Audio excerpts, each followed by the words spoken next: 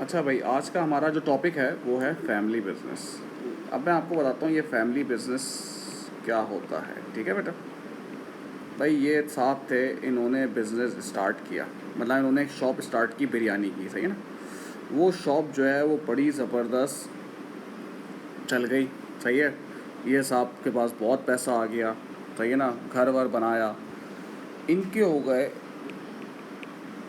3 बच्चे। ठीक है भाई, ये 3 बच्चे हो गए। ये उन तीनों को भी अपने बिजनेस में ले आए और इन तीनों को उन्होंने एक एक शॉप खोल दी। इन 3 के हो गए हर किसी के 3 3 बच्चे। ठीक है भाई।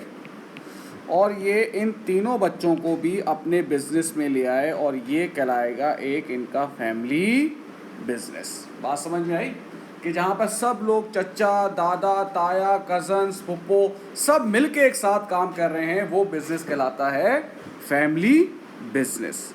ठीक है भाई। अब फैमिली बिजनेस के कुछ फ़ायदे हैं, कुछ नुकसान हैं। पहला फ़ायदा क्या है, क्योंकि फैमिली है तो सब एक दूसरे को सपोर्ट करेंगे, डिसीजन को ओन करेंगे।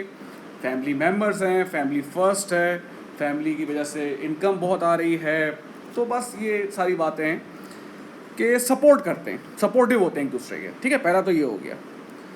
दूसरा फ़ायदा ये होता है, जाहिर सी बात है, देखो ये जो फैमिली बिजनेस हो रहा है ये जनरेशन टू जनरेशन ट्रांसफ़र हो रहा है, तो ये लॉन्ग टर्म प्लानिंग करते हैं, ये इसका एक फ़ायदा है। सही ना, लॉन्ग टर्म सोचते हैं, लॉन्ग टर्म फ़ायदे की बात सोचते हैं कि यार हमें अपना नाम रखना है जनरेशन टू जनरेशन, तो ये लॉन्ग टर्म के बारे में ज़्यादा सोचते हैं। ठीक है ना, शॉर्ट टर्म भी सोचते हैं लेकिन ज़्यादा फोकस हम करते हैं लॉन्ग टर्म पे। अब फैमिली बिजनेस के जाहिर सी बात है नुकसान भी हैं। नुकसान क्या है कि जो डिसीजन लेते हैं ना वो ज़्यादातर वो इमोशनल बेसिस पे ले रहे होते हैं। जो सही होता है वो नहीं, ज़्यादा देन इमोशनल, रैशनल डिसीजन नहीं होता। मैं आपको बताता हूँ इमोशनल डिसीजन क्या होता है कि जैसे फॉर एग्जांपल एक साहब थे, उन्होंने अपनी एक इलाके में 50 साल पहले मिठाई की दुकान स्टार्ट की। अब वो दुकान, उस शॉप से इन्होंने बहुत अर्न किया, अपना घर बनाया, बच्चों की शादियाँ की, ये सब की, और फिर बहुत सारी और ब्रांचेस भी इन्होंने शॉप्स खोल ली। अब हुआ ये कि अब लास्ट 5 ईयर्स में क्या हुआ कि उसमें एक पुल वगैरह बन गया। ठीक है, और वहाँ पे कंटिन्यूसली जो है ना वो सफाई का मसला जिसे कहते हैं, गंदा पानी वहाँ पे पड़ा होता था। तो वहाँ पे जो है खाने की चीज़ का होना ना वो ज़्यादा अब अच्छा बिजनेस पॉइंट ऑफ व्यू से नहीं था। अब जब इनके बच्चों ने इनसे बोला कि यार ऐसा करते हैं, ये वाली शॉप बंद कर देते हैं क्योंकि इसमें ख़र्चा ज़्यादा हो रहा है और ये अब कमा नहीं रही, क्योंकि एक तो पुल बना हुआ है, पुल के नीचे ज़्यादा लोग आते नहीं हैं। तो दादाजी ने कहा नहीं भाई, ये यहाँ से तो मेरा बिज़नेस स्टार्ट हुआ था और ये मैं कैसे बंद कर दूँ, यहाँ से तो हम सब ने इतनी तरक्की की है, प्रोग्रेस की है। ये खिलाता है बेटा आपका इमोशनल, ये इमोशनल टाइज हैं।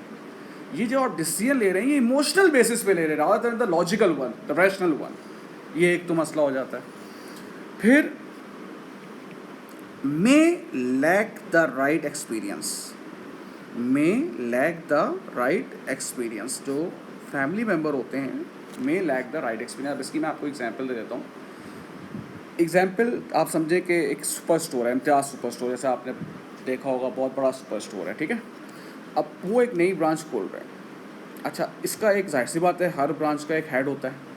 एक तरीका क्या है हेड को रखने का कि मैं जो हूँ वो मार्केट से बंदा उठाऊँ।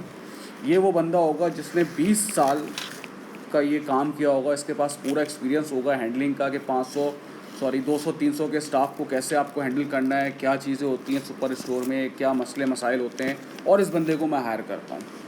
लेकिन फैमिली बिजनेस में क्या चांसेस ज़्यादा कि ये जो शॉप का हेड है ना, ये मेरा एक बच्चा जो है ना ये आके संभालेगा। अब ये जो बच्चा है इसके पास ना एक्सपीरियंस है, ना इसको अभी तक इस चीज़ के बारे में ज़्यादा पता है।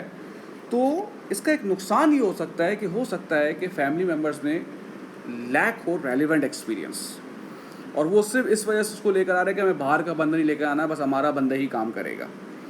ठीक है, एक ये इसमें। अच्छा, उसके बाद है इनफॉर्मल एटीट्यूड।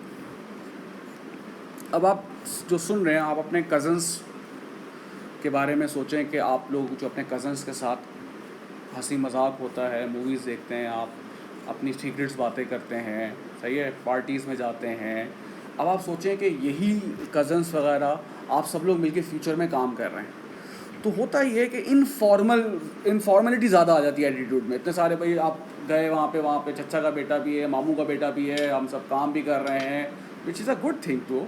लेकिन इनफॉर्मल कभी कभी चीज़ें जो है ना हो जाती हैं, जिसकी वजह से बिज़नेस को नुकसान होता है कि इनफॉर्मल एटीट्यूड, बातों को सीरियस नहीं ले रहे, हाँ ठीक, काम को सीरियस नहीं ले रहे, ये होता है।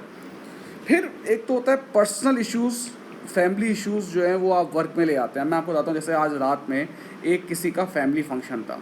उस फैमिली फंक्शन में क्या हुआ कि एक आंटी ने एक हाँ किसी दूसरे के बच्चे को डांट दिया।